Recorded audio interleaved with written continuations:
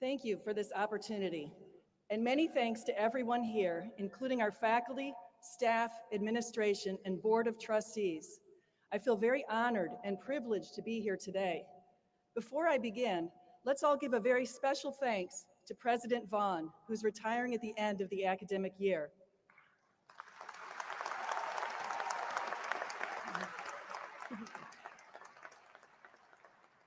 When he began leading our university as our president in 1995, we were struggling financially with low enrollments.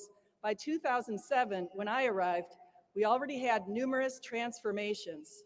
We should all applaud the tireless work from President Vaughn and his wife Renee in their daily dedications to our busy, bustling, and beautiful campus and over 11,000 capable and energetic students. Thank you again, President Vaughn. Today, we're here to celebrate your academic victories as the class of 2023. You've made it. Congratulations, graduates.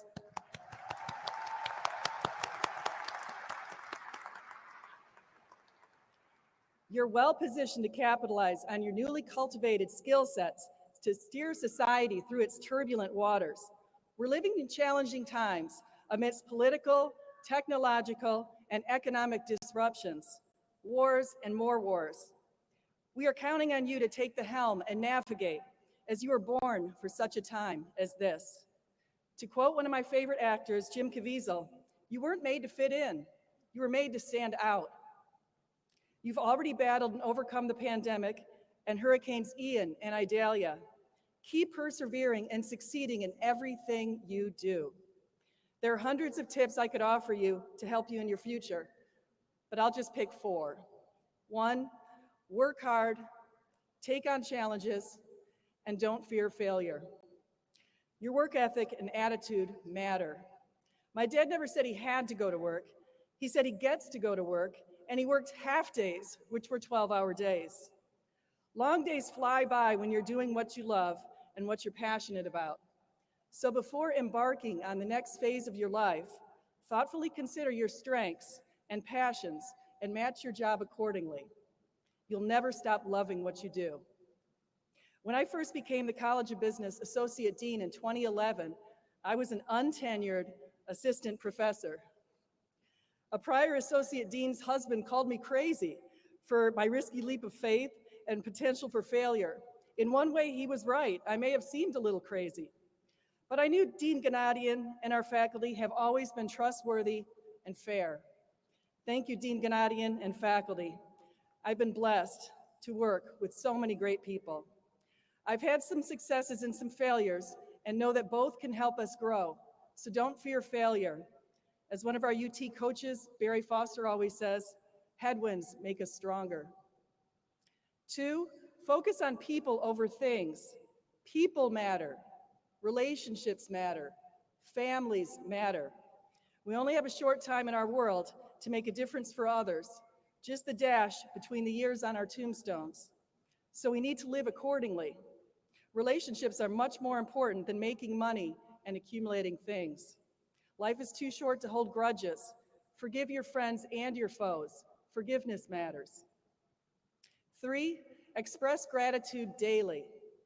Gratitude matters. Prior to moving to UT in 2007, my husband and I thought our 2 sons might one day attend a large university.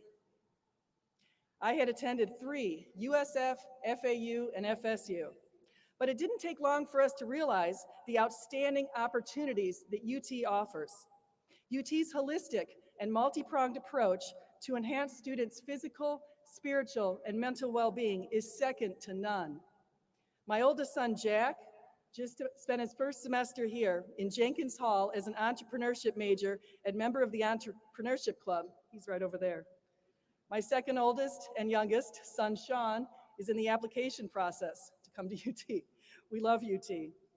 Jack's met quite a few friends and loves the UT experience. Our family greatly appreciates all that UT has done. Thank you again, President Vaughn, our Board of Trustees, Provost Stern, Dean Gennadian, all the faculty, all the staff, all the administrators, and everyone else who's made UT so great. Thank you.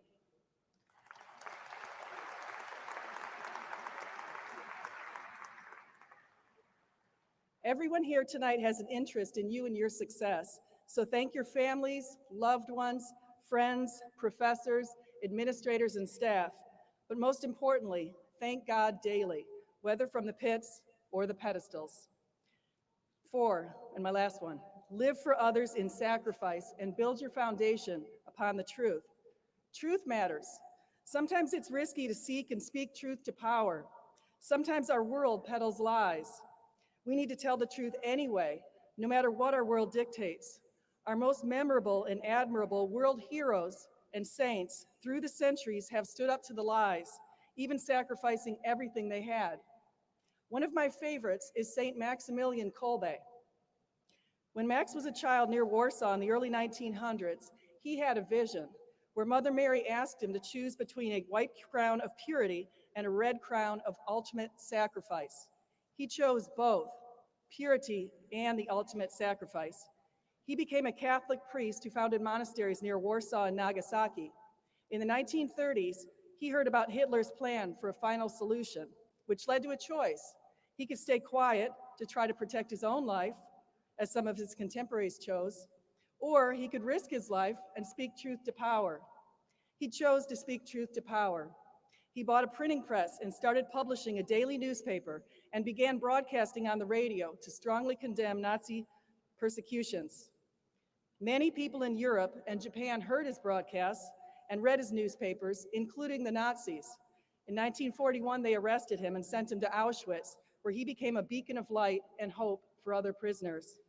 A few months later, when the Nazis decided that one of his fellow prisoners needed to die as retribution for another prisoner's escape, Max Kolbe stepped in and took that prisoner's place. He spoke truth to power, he risked his life, and then he laid down his life for another. There is no greater love. I didn't tell you that story because I necessarily think you'll one day be in a similar situation. I told you that story because we live in a world where we don't know what tomorrow will bring, but we do share a certain want for purpose, meaning, love, and the truth. So how then shall we live? I see 3 doors. 1, we could live as nihilists with the attitude that we should eat, drink, and be merry, for tomorrow we shall die. Nothing matters. 2, we could live for ourselves with a what's in it for me attitude. Only I matter. Or 3, we could live by truth and make sacrifices in our lives for the betterment of those around us. Others matter. Together, we all matter. The only way our world can survive and we can thrive is to opt for door number 3. We live in uncertain and disruptive times, but we were born for such a time as this. Look around the room. We're surrounded by tremendous human potential that goes far beyond what we may even be able to envision. Let's work together to make this world a greater place than we found it, recognizing that each and every person around us has intrinsic value and dignity. United we stand, divided we fall. May God bless you.